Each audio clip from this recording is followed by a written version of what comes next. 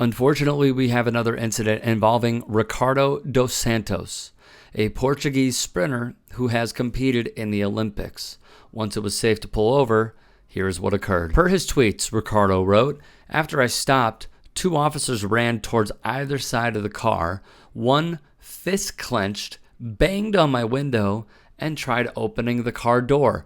Not knowing how to use a Tesla handle, he took out his baton out of frustration, ready to smash the glass."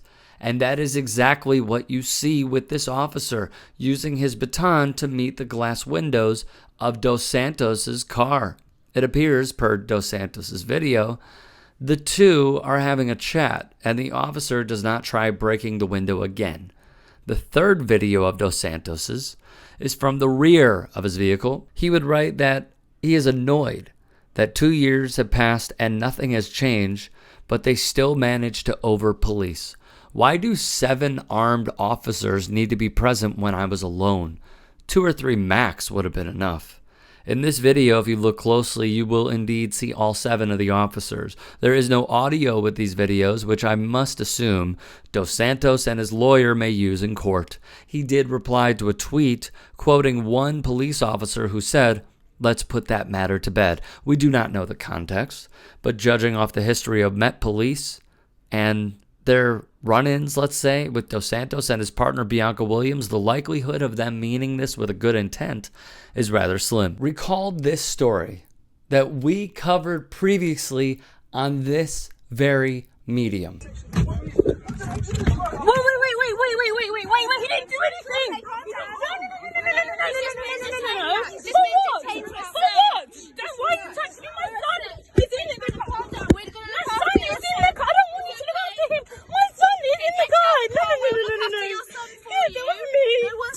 Just get out of the car. Be detained for a search, okay? Under section 1 of case.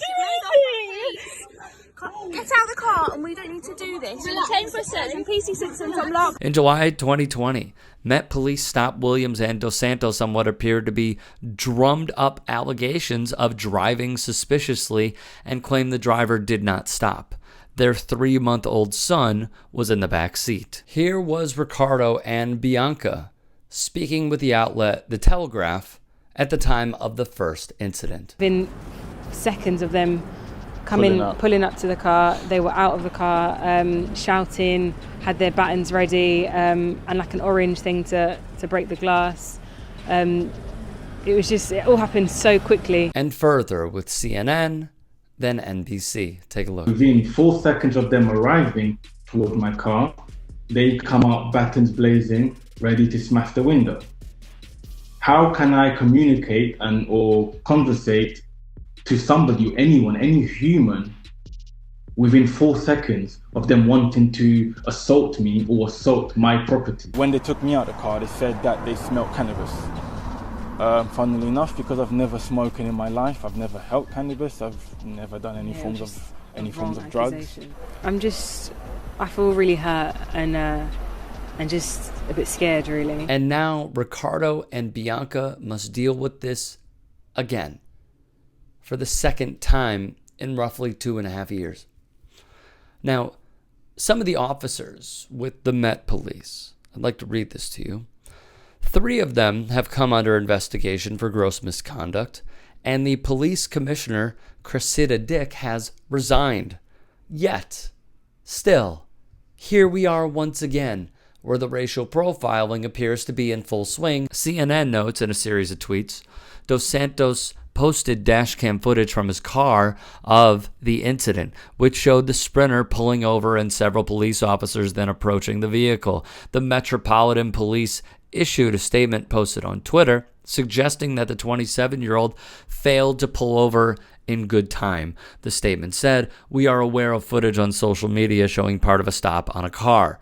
They would then write, armed officers were on a routine patrol in a marked police vehicle. They saw a car traveling eastbound and were concerned the driver may be using a mobile phone at the wheel. The officers clearly indicated for the car to pull over, but it failed to do so, and they called for further assistance. The driver stopped about 5 minutes later, and the officers spoke to him about why they wanted to stop the vehicle. Ricardo clapped back.